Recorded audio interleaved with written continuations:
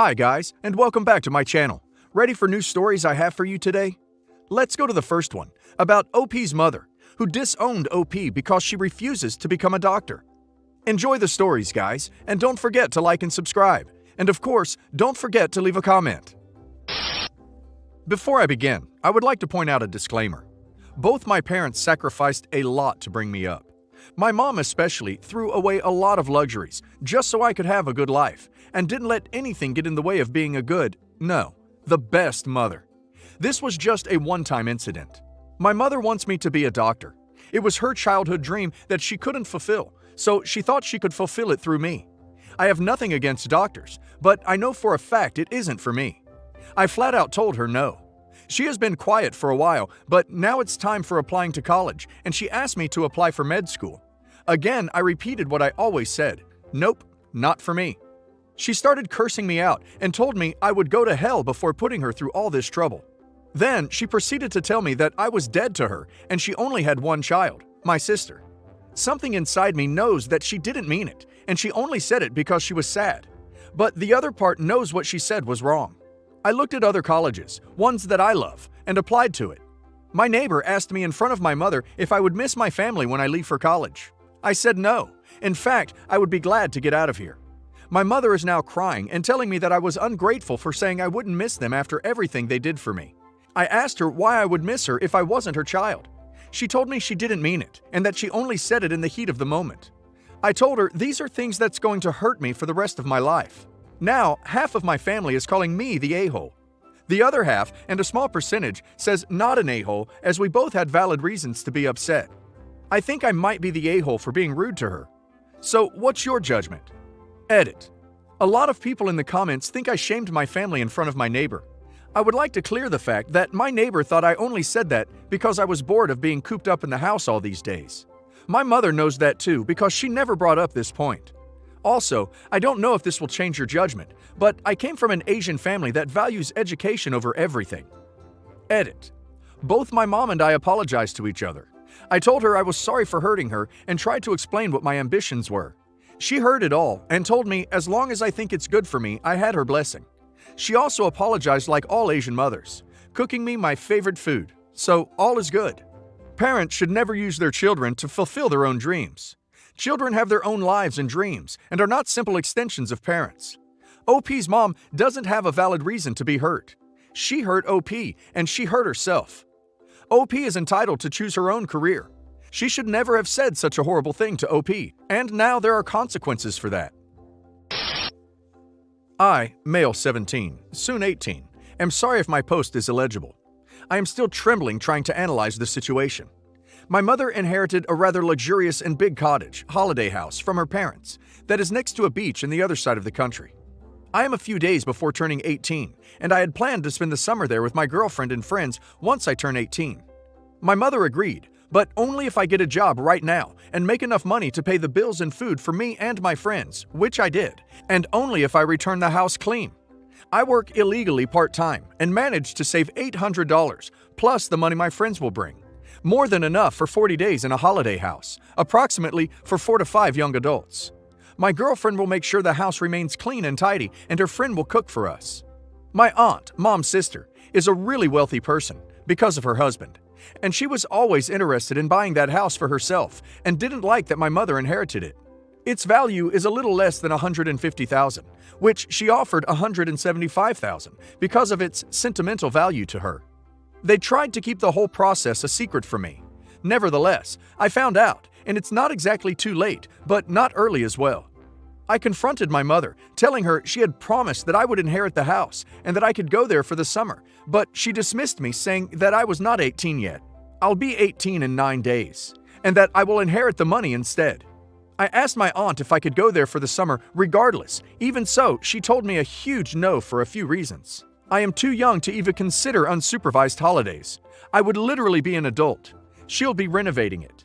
She will stay there herself and can't afford to have a group of youngsters with her. I was extremely furious and felt betrayed and told her that if she proceeds to sign the contract, she better not talk to me again, and that I will completely cut her off from my life until I die. Looking back, I don't want to lose her over lifeless property. She is one of the few family members I have kept in touch, and she has treated me so nicely even as a baby. She always thought of me as her own child. It wasn't even her fault. My mother promised me something, not her. Mother calls me manipulative a-hole. Auntie is heartbroken, and I feel betrayed and guilty. Am I an a-hole? Yes, the a-hole.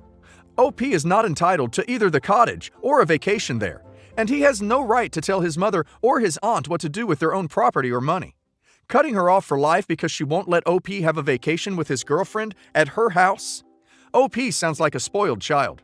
Also, my girlfriend will make sure the house stays clean and tidy? Really? Why is this her job? Edit. For those of you saying that I expect my girlfriend to clean, no, I don't.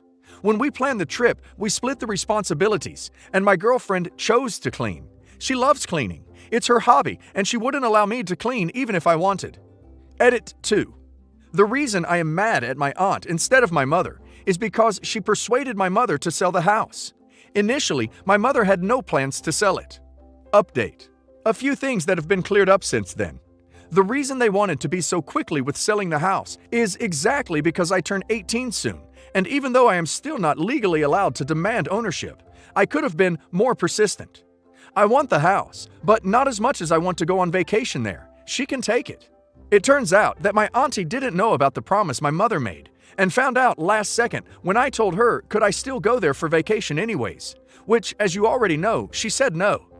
My mother tried to hide the whole process from me because she partly regretted her promise. Now, I need to say that me and my mother never agreed on 40 days vacation. We just agreed that I could go. You guys told me to apologize for what I said to my aunt, which I did. I tried to say sorry as soon as possible. She was really understanding and told me that these conflicts happen once in a while between family members. It's normal. Even though I couldn't stop the deal, my mom understood that what she did was an a-hole move and promised to convince my auntie to let me go there, regardless of house ownership. My aunt is Christian, and all these reasons she mentioned were true. But her motive was that she would never encourage me to stay alone with my girlfriend for extended periods of time. Specifically, she told my mother, "Why do you allow my nephew to stay unsupervised for so long? What if they do any illegal or immoral acts?" My mother replied, "It's fine, they are youngsters. If they don't do it now, when will they?" Mother, aunt, and I all agreed that I will never mention the cottage again, provided that she will still let me use it for holidays. However, my auntie enforced some stricter rules, and rightfully so. I can only stay there for 7 days, instead of 40. Not to bring many things with me, just my phone, PS4, clothes, and my hygiene products. I am required to FaceTime her every night before going to bed. I am not going to bed until really late, so I would just FaceTime her around 9 p.m. To go to the beach only once. Don't know about that. Sorry, auntie. I can only invite 3 people, instead of 5, which means that me, my girlfriend, and one of my boys will go. Sorry to Leah. She's my girlfriend's best friend, and some more that are not as important. Many asked if I'm going to change the way we split the responsibilities. Answer is no, there's no reason to. Girlfriend is still cleaning, but she will now have to take care of 2 males instead of 3. My brother, Tyler, is divorcee who had a daughter, Ella, 7, and a son, Noah, 3, with his ex-wife. A few months after separating last year, he got together with Sarah, who has a 5-year-old daughter named Olivia. Tyler has embraced Olivia as his own, which he should, given that Olivia spends about 80% of her time with him. But he's starting to get a bit upset that I'm not doing the same. I live interstate for work, and in February, used a couple of vacation days and flew 2 hours each way for Ella's birthday party. I plan to do the same for Noah's birthday in September. But Tyler and Sarah are upset I am not prepared to do that in July for Olivia's 6th birthday. I'm happy to use a couple of vacation days and spend money for my own niece or nephew, but not really for what is really a random child to me. I've only met Olivia twice, and that was at Ella's party. I stayed at my parents' house while in town, and when we all went out for dinner the next night before I went home. Olivia doesn't know who I am. He also got upset I didn't want to buy a big present for Olivia because I bought Christmas presents for Ella and Noah, but not Olivia. I made sure to wait until Olivia had gone to her dad's before giving them to the kids. I have nothing against Olivia. She's an innocent child. I'll obviously be polite to her when she's around, and I give Ella and Noah their presents privately. But at the end of the day, Olivia is not my niece, and I don't feel anything for her. I haven't bonded with her since she was a baby like I did with Ella and Noah, and I've only met her twice in passing. I don't FaceTime her 3 times a week like I do Ella and Noah. She doesn't come with my parents to visit me 3 times a year like Ella and Noah do. Olivia has her own other side of the family, like Ella and Noah have me and my parents. And I think that while Tyler signed up to treat Olivia as his own when he made the choice to get into a relationship with Sarah, he didn't sign me and my money up for that. I'm not really a kid person. I love my niece and nephew because they are mine, but just don't feel anything for Olivia because she's basically a stranger to me. I'm not really interested in spending money and using vacation leave on what is basically a random kid to me. Am I an a-hole? I found one interesting comment of one Redditor. I'm the Sarah in the story like this. I had a 6-year-old son when I met my now husband, and he had a 3-year-old daughter. My son's dad is a deadbeat, and his parents don't care about their grandson, while my husband had a close-knit family that doted on my now stepdaughter like she hung the moon. I understood that my husband's 2 younger sisters and parents were way more excited about their niece, granddaughter than my son, especially in the early stages of our relationship. All I expected from them in the early days was that they were polite and respectful to my son, which they always were. I didn't expect them to buy big Christmas or birthday presents for my son, but asked my husband to tell them not to give big presents to my now stepdaughter in front of my son, which they understood and respected. My husband's youngest sister was in grad school when we first met, and I wouldn't have held it against her if she flew home for her niece's birthday party a few months after we got together, but not for my son's birthday party. Cross-country flights are expensive, and she barely knew my son at that stage. Over time, my in-laws came to view my son as part of their family, and now, 12 years later, he's well and truly part of the family. My in-laws were there for his high school graduation a few weeks ago. His aunts couldn't make it to the ceremony, but one attended his party, and the one who lives cross-country made a post on social media congratulating him and sent a generous Amazon gift card that he can put towards getting ready for college. My husband and I have a son and daughter together now, and my son is not treated any differently to the 3 biological nieces and nephews, grandkids. But it took time for that to happen. It's not something that can be forced, and it didn't happen overnight. And my husband and I had a large role to play in facilitating a relationship between my son and my in-laws. We started small, like bringing him with us when we visited the in-laws, or meeting up with them for lunch somewhere, inviting them over while my son was there, etc. Acknowledging he was there while my stepdaughter Skyped, the technology at the time, her aunt who lived cross-country, and starting small with my son and my now sister-in-law just saying hi to each other at first. After a few weeks of just saying hi, they got a little comfortable having little conversations, even if it was usually just my sister-in-law asking my son, "How are you?" and "How was your school day?" and my son saying something like, "I'm good," and "It was okay."